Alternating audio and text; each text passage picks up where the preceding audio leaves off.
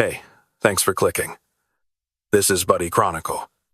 A man spends 4 decades building something real and then discovers the person he built it with was tearing it down from the inside. Stay until the end. Let's get into it. Your Honor, I need to address the court before anything is finalized. My daughter's voice was calm. Not the voice I remembered from when she was little, calling me into the living room to watch something on TV. This was a different voice. Measured. Prepared. She was standing in the back of the courtroom in a charcoal blazer I had never seen before, a leather portfolio tucked under her arm, and she looked nothing like someone who had just driven 4 hours from Cincinnati to be there. Judge Patricia Holden looked up from the paperwork on her bench. "Young lady, this is a closed proceeding. Who are you?" "My name is Claire Hendricks. The respondent is my father. I'm a certified financial analyst, and I have documented evidence of fraud, asset concealment, and conspiracy to commit perjury that this court needs to see before it signs anything." My wife was sitting at the petitioner's table with her attorney, a polished man named Gregory Falcone, who billed at $600 an hour and had apparently earned every cent of it during the past 11 months of dragging this divorce out. Her face did not go pale when my daughter spoke. It went absolutely still. The kind of still that only happens when someone has just heard the sound of the door closing on the only exit they thought they had. "Claire," her voice came out low and even, almost reasonable. "Sweetheart, this isn't the place." My daughter looked at her without expression. "I know, Mom. That's actually the point. Let me go back to the beginning. My name is Walter Hendricks. I am 63 years old, and I spent 31 years as a civil engineer for the city of Columbus, Ohio. I designed drainage systems, overpass supports, retaining walls, the kind of work that nobody sees until it fails, which means if you do it right, nobody ever thinks about you at all. I was fine with that. I liked being the man behind the wall that held, the pipe that never backed up. There is dignity in invisible work done well. I met my wife in 1988 at a colleague's retirement party, of all places. She was 31. Working as a marketing coordinator for a regional hotel chain. Dark hair, easy laugh. The kind of woman who could hold a conversation with anyone in the room and make each of them feel like they were the most interesting person there. I was 35, recently promoted, still living in the apartment I had moved into right out of grad school. We dated for a year, got married in the spring of 1990, bought a house in Westerville 2 years after that. We had one child, our daughter, born in 1999. And for what I believed were many years, we were happy. I say believed because I have since learned that happiness is sometimes only real on one side of a marriage. My wife stopped working when our daughter was born and never went back. We agreed on it. I made enough. The plan was always that she would return once our daughter started school. But then school started, and she didn't return, and I never pushed it. I was busy. I was always busy. The job required long hours, especially during the stretch in the mid-2000s when the city was overhauling half its water infrastructure. I worked Saturdays. I took calls at dinner. I missed school plays and parent conferences and a family vacation one summer because of a collapsed culvert on the south end that turned into a federal inspection. My wife resented this. I knew she resented it. We talked about it. She said she understood. She said she was proud of me. She said a lot of things. What she did not say, not once in 34 years, was the truth. The first sign I can point to now, looking back, was a Friday afternoon in the spring of 2018. I had come home early for the first time in months, intending to surprise her with dinner reservations at a restaurant downtown we had not been to in years. The driveway was empty, which wasn't unusual, but when I walked through the side door into the kitchen, I found a coffee mug on the counter with lipstick on the rim that was not the color my wife ever wore. 2 cups on the counter, both used, washed but still damp. I asked her about it when she got home. She said her friend from the neighborhood book club had stopped by. I knew she had a book club. I did not know the friend. I let it go. I was good at letting things go. It was, I now understand, one of the less useful skills I had developed over a long marriage. What I did not know then was that my daughter had also seen those cups. She had dropped by unannounced to pick up a sweater she had left behind on her last visit home from college. She was 19 years old. She saw the cups. She saw her mother's expression when she walked in. She heard the phone call her mother took in the bedroom while she waited in the living room. And unlike me, my daughter did not let it go. She started paying attention. The retirement date had been set for March of 2024. 31 years, full pension, health benefits for life. I had been planning toward that date the way other men plan weddings or hunting trips, quietly and with great intention. My wife knew the date. She had been part of the planning. We had discussed where we might travel, talked vaguely about possibly moving somewhere warmer, looked at photos of houses in Scottsdale and Savannah the way couples do when they are starting to imagine the next chapter. She filed for divorce on February 14th, 2024. 6 weeks before my last day of work, I came home to find the papers on the kitchen table. She was sitting across from them with her hands folded, and she told me she had not been happy for a long time and that she needed to make a change before it was too late. She was 67 years old. She said the word "too late" like it was the saddest phrase in the English language, and I was the one who had made it inevitable. I asked her if there was someone else. She looked at me the way you look at someone who has just asked a question so obvious it is almost embarrassing to answer. "No, Walter, there is no one else. I'm just done. I need a life of my own." The papers were already drawn up. Her attorney had prepared a settlement proposal. She wanted the house, the joint savings, 50% of my pension from the date of marriage forward, and alimony for 10 years to help her reestablish financial independence. All things considered, it was an almost elegant document. Precise, well thought through. The kind of proposal a person prepares when they have had a great deal of time to prepare it. I was 63 years old and I felt 100. I called my daughter that night. She drove up from Cincinnati the next morning. She sat across from me at the same kitchen table where the papers had been left, and she listened to everything I told her. Then she was quiet for a long time. Then she said, "Dad, I need to tell you something, and I need you to hear all of it before you do anything." She had been tracking the finances for 22 months. It started, she told me, with the coffee cups she had seen back in 2018.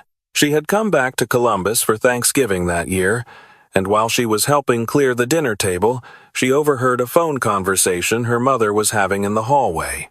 Pieces of it. A name she didn't recognize. A tone that was not casual. She was 20 years old and she had a choice. She could decide it was nothing or she could start paying attention. She was studying finance at Ohio State at the time. She understood numbers. She understood that money tells the truth when people won't. She asked me, carefully, over the next few visits home, whether she could see the household accounts. Said she was studying personal budgeting for a class project. I gave her my login information without a second thought. That was, she told me now, when she realized how bad it was. The withdrawals started small. $300 here, $500 there. Cash pulls from ATMs on the east side of the city, nowhere near our neighborhood. Over the following months, the pattern grew. My wife had opened 2 accounts at a credit union we had no existing relationship with. She had been moving money into them steadily for nearly 4 years. She had also, my daughter had discovered 9 months ago, taken out a home equity line of credit against the house. The documents required 2 signatures. My signature appeared on them. I had never signed them. The total, when my daughter had finished assembling the records, came to just over $412,000. There was more. The man whose name my daughter had overheard in 2018 was not a passing acquaintance. His name does not matter now. The man that the state of de giver, with isign.com, not a state of docovam. He was not a passing. He was a financial advisor she had met through a neighborhood social event, married, 10 years younger than her, with a fondness for expensive things and a practice that had been investigated twice by the State Securities Board. He and my wife had been involved since at least early 2018.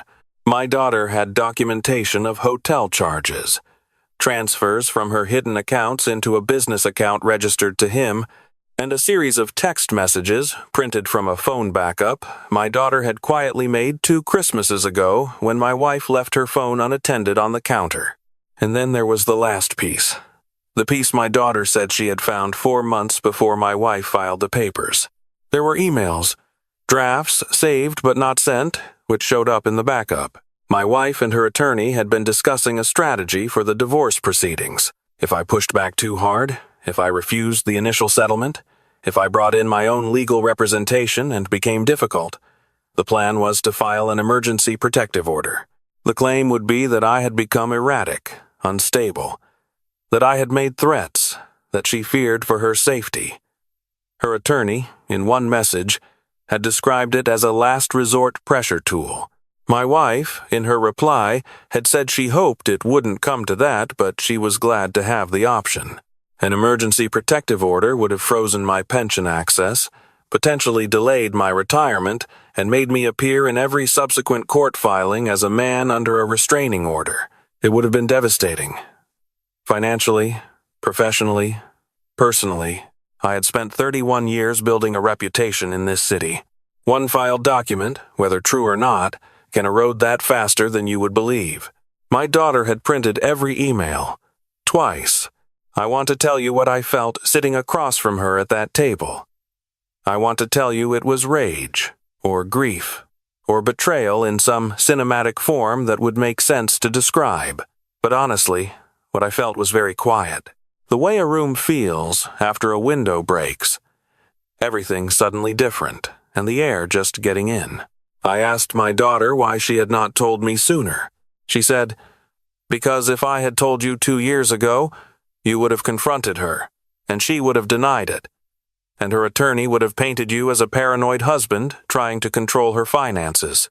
I needed to wait until we were in front of a judge with everything documented and nowhere for her to maneuver. Dad, I know how she argues. I grew up watching it. The only way to beat her is to have so much evidence that arguing becomes pointless." She was 24 years old. She had been carrying this alone for nearly 2 years while finishing her certification exams, starting her first real job, calling me every Sunday to chat about nothing in particular, and coming home for holidays and sitting across the table from her mother with everything she knew locked behind her eyes. I asked her how she managed it. She said, "I just kept reminding myself what you always told me. Do the work right, no shortcuts, make sure it holds." I am not ashamed to say I cried. The months between February and October were some of the strangest of my life. I had to retire as planned, quietly, without tipping anything. Had to sit in mediation sessions and listen to my wife's attorney describe her as a woman who had sacrificed her career and independence for a husband who was emotionally unavailable and financially controlling, while the real financial record sat in my daughter's portfolio 40 miles south in Cincinnati. Had to nod and look tired and let my own attorney, a careful woman named Ruth Kopinski, who was the only person besides my daughter who knew everything, file modest objections and appear to be slowly losing ground. My wife grew more confident as the months passed. She had reason to. The settlement negotiations were moving in her direction. Her attorney was skilled, the documentation she had prepared was thorough, and I appeared to be a 63-year-old man who was worn down and just wanted it finished, which was exactly what we needed her to believe. My daughter and Ruth spent those months building the presentation, every record authenticated, every transfer traced and documented. The forged signature on the home equity line sent to a handwriting expert, a retired forensic analyst from the state crime lab who had testified in over 200 cases. The hotel charges cross-referenced with my wife's location data from her phone backup. The text messages legally obtained and verified. The emails saved and verified. A financial forensics report that ran to 61 pages and had been reviewed by 2 independent CPAs. My wife walked into that courtroom in October believing she had already won.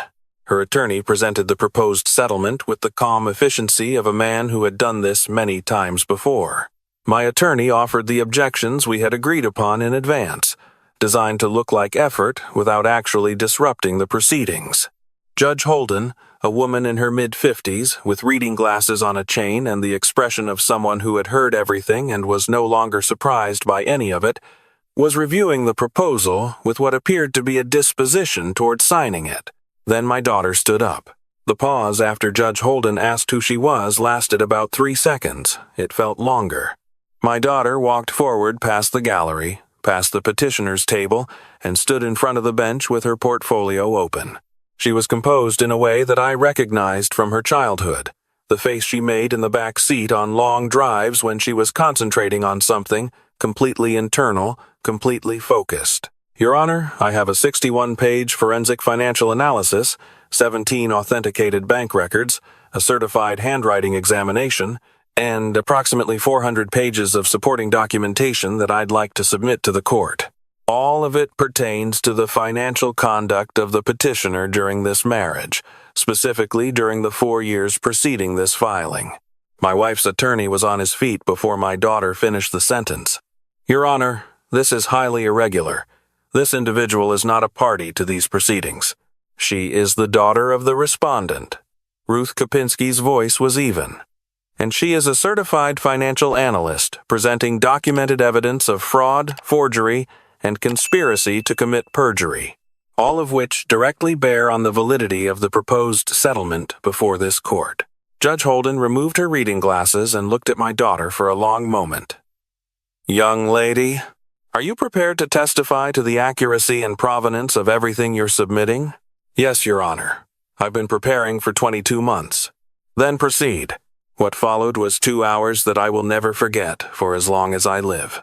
My daughter walked the court through every layer the way she had walked me through it at my kitchen table, except this time it was clean and precise and delivered without a tremor in her voice. The hidden accounts, the ATM withdrawals, the pattern of transfers, the home equity line with the forged signature, confirmed by the handwriting analyst whose report she submitted and whose credentials she cited from memory, the transfers to an account belonging to the man my wife had been seeing, the hotel records, the text message documentation, and then the emails. She read them aloud, all of them. Her mother's words, her attorney's words, the language about emergency protective orders and pressure tools and hoping it wouldn't come to that. The courtroom was very quiet. Judge Holden's face had passed through several expressions during those 2 hours. Attention, concentration, concern. By the time my daughter finished reading the emails, her face had settled into something I could only describe as cold. She looked at my wife. Mrs. Hendricks, were you planning to file a false protective order against your husband if he contested the settlement? My wife had not moved from her chair in quite some time. She was sitting very straight and very still. She was a woman who had spent decades being the most composed person in any room. I had seen her manage difficult moments with remarkable grace. This was not that. I was exploring legal options, she said finally. That's what attorneys are for. An emergency protective order based on fabricated threats is not a legal option. It is fraud on this court. Gregory Falcone was on his feet again. Your Honor, my client was not intending to suggest. Counselor. Judge Holden's voice did not rise. She did not need it to. I am going to ask you to sit down, and I am going to ask you to consider very carefully what you knew about this strategy and when you knew it, because that question is going to be relevant very shortly. He sat down. My wife stood up. I don't know exactly what she intended to do. Perhaps she didn't know either. She picked up her handbag from the back of her chair, took 2 steps toward the side exit near the jury box, and the bailiff, a heavyset man in his 50s who had probably seen this precise moment more than once in his career, simply moved to stand in front of the door. Ma'am, please return to your seat. You don't understand. Her voice had changed completely. The composure was gone in a way I had genuinely never witnessed in 34 years. This is all taken out of context. My daughter has a complicated relationship with the truth. The bailiff guided her back toward her seat with a hand that was professional and firm and entirely unhurried. Complicated relationship with the truth. I thought about the 61-page report sitting in front of the judge, the handwriting analysis, the 400 pages of supporting documentation, My daughter, who had worked as a financial analyst for 2 years and had spent 22 months of her own time building an airtight case to protect her father, standing at the front of a courtroom in a blazer I had never seen before. I thought about all the Sundays she had called me, all the holidays she had come home for, all the things she had known and not said, because she understood that the only way to do it right was to wait until it would hold. Judge Holden called a recess and contacted the district attorney's office. When we reconvened, the settlement proposal was no longer on the table. The judge issued an immediate freeze on all accounts pending investigation, appointed a forensic accountant to conduct an independent audit, and referred the matter of the forged mortgage documents and the contemplated fraudulent protective order to the criminal court.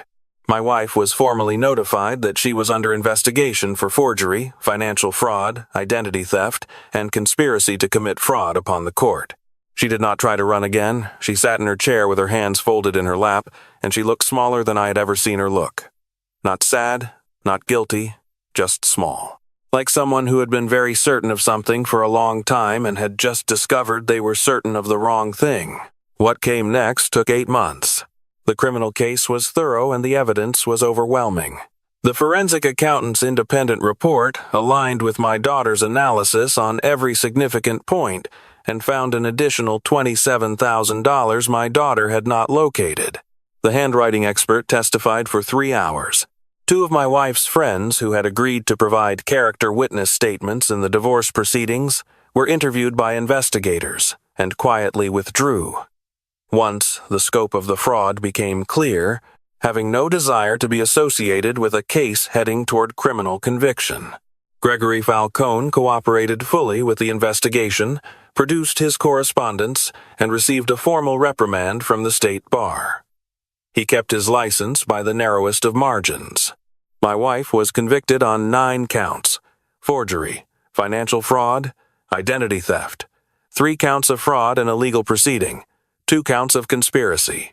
The judge sentenced her to 6 years with the possibility of parole after 3, citing the extended duration of the fraud, the deliberate and calculated nature of the false documentation, and the contemptible plan to weaponize a protective order against an innocent person. The man she had been involved with was named as a co-conspirator in 2 of the financial fraud counts. He had received approximately $90,000 from accounts built with my money.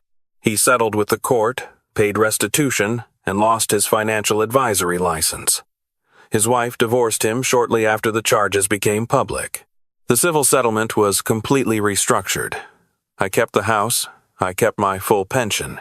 The home equity line was dissolved and the debt associated with it assigned to my wife as a product of her own fraud.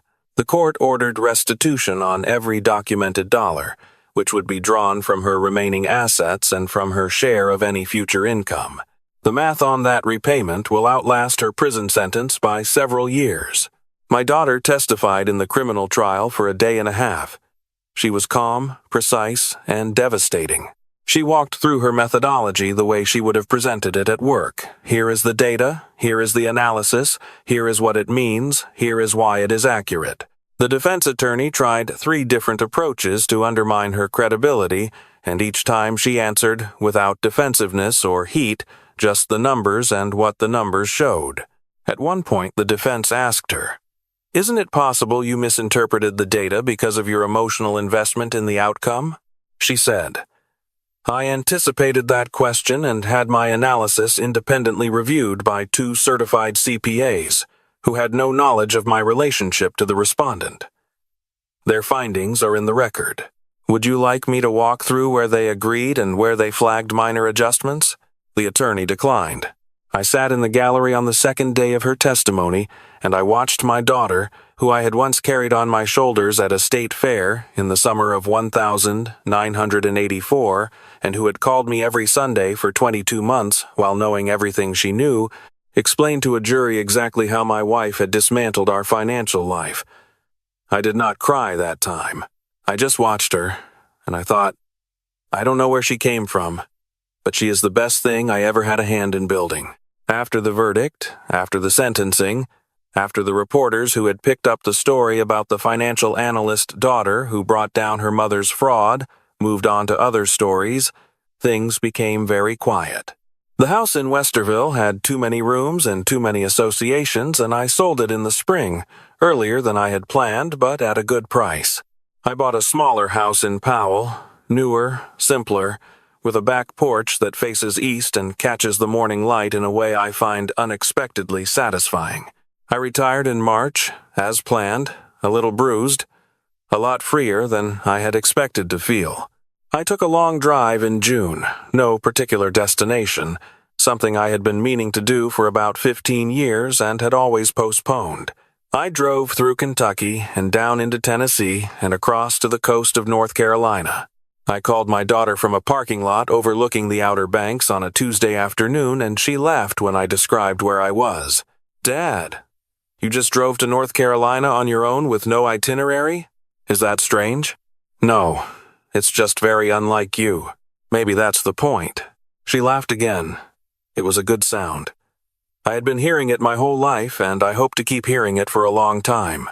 I asked her once, not long after the trial ended, whether she regretted any of it. The 22 months. The testimony. Being in the same courtroom as her mother when the verdict was read. She thought about it seriously, the way she thinks about most things. "I regret that it was necessary," she said. "I wish I had grown up with a mother who was honest. I wish you had gotten 34 years with someone who deserved you. But the work itself, the documentation, the case, no. I don't regret any of that. Even testifying against her?" She was quiet for a moment. "Mom made her choices over a lot of years. I made mine in 22 months. I knew what I was doing. I knew what it would cost." She looked at me. "Dad, you spent 31 years building systems that hold bridges, drainage, infrastructure. You taught me that good work is invisible until it fails, and if you do it right, it never fails. I just did the same thing, except for a person instead of a pipe." I did not know what to say to that. So I said I loved her, and she said she loved me too, and we sat in a comfortable silence that felt like everything good I had managed to do in 63 years, sitting in the same room with me all at once. There is one more thing. My wife was allowed to send correspondence from the facility where she is serving her sentence. 3 months after she was incarcerated, I received a letter. 4 pages, handwritten. I read it once, carefully, all the way through. Most of it was what I expected. The explanations that explained very little, the rationalizations that did not hold, the assertions that she had genuinely believed, at various points, that what she was doing was somehow justified by grievances she had never expressed to me directly. There was a paragraph about loneliness that was probably true. There was a paragraph about the man she had been involved with that made it clear she understood, at last, exactly what kind of person he was, which was approximately the same kind of person she herself had been during the years of the fraud. Near the end, there was a paragraph that has stayed with me. She wrote, "I spent years believing I was owed something you hadn't given me. Looking back, I can see now that I was never going to be satisfied because the problem was never you. I was building a case against you in my head for 30 years to justify something I had already decided to do. It wasn't fair. It wasn't honest. I don't know how to make that right, and I know I probably can't. But I want you to know I understand it now. That has to count for something, even if only to me." I folded the letter. I put it in an envelope. I put the envelope in a box in the back of a closet. I do not know yet whether understanding, arrived at in a prison cell, counts for anything. I think about it occasionally on the east-facing back porch in the morning when the light is good. I have not reached a conclusion. My daughter came up from Cincinnati last month for a long weekend. She brought someone with her, a quiet man named Daniel who works in structural engineering of all things, and who spent most of Saturday afternoon asking me questions about the water infrastructure projects I had worked on in the 2000s, while my daughter made dinner and periodically appeared in the doorway to check that neither of us had fallen asleep. He seemed good, careful and attentive in the way that careful people are when something matters to them. When they left on Sunday, my daughter hugged me for a long time in the driveway before she got in the car. "Call me this Sunday," she said. "I always do." "I know. I just like saying it." I watched them drive away and went back inside to the quiet house and the morning porch and the smaller, cleaner life I was still learning to inhabit. There are days that are harder than I expected. There are nights when 34 years of shared history makes the silence feel like a weight rather than a relief. There are moments when I catch myself thinking about something I want to tell her, and then remembering that the her I want to tell it to was never entirely real. But I am okay, more than okay, on the good mornings. I am 63 years old and I am still here, and the man beside the wall that held is still standing, and my daughter calls every Sunday without fail. If you're watching this and you've been wondering whether the truth is worth pursuing when everything in you would rather just let it go, I understand that impulse. I lived in the quiet of not knowing for a long time because the not knowing was easier. But the knowing, as painful as the path to it was, has given me something I did not have before. Not closure, I am skeptical of that word, but ground. Solid ground under my feet that I can trust. My daughter built it. She did the work right. It holds. If this story stayed with you, share it with someone who needs to hear it. And if you're going through something that feels impossible right now, keep watching.